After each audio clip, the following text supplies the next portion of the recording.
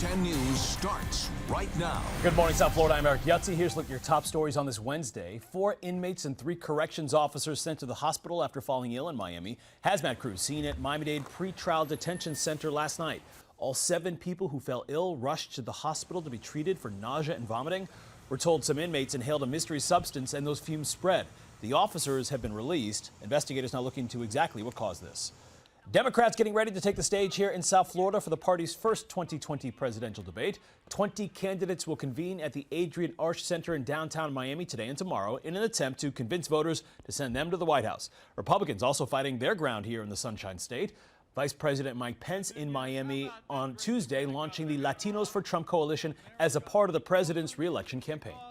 He picks up speed to go make the right, and as he's making the right turn out, I get thrown off the hood, can barely walk, can barely sit. You know, anything I do, it hurts. So how am I supposed to try to survive?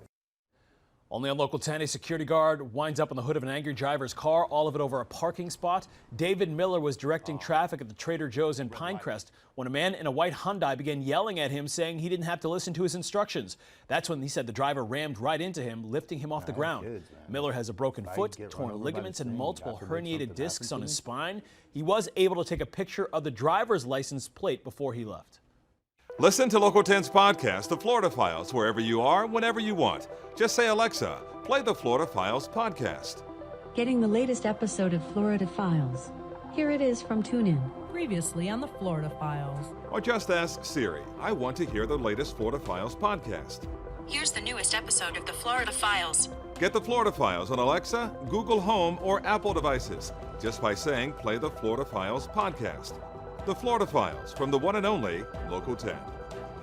Lightning sparking that brush fire in western Broward. It is still burning more than 2 days later. At one point on Tuesday, that smoke was so thick, a stretch of Alligator Alley was shut down because of the low visibility for drivers. Those roadways did reopen after rain cleared up some of that smoke. However, the fire officials say the flames have doubled in size since Sunday night. They now cover more than 33,000 acres. That fire only about 40% contained.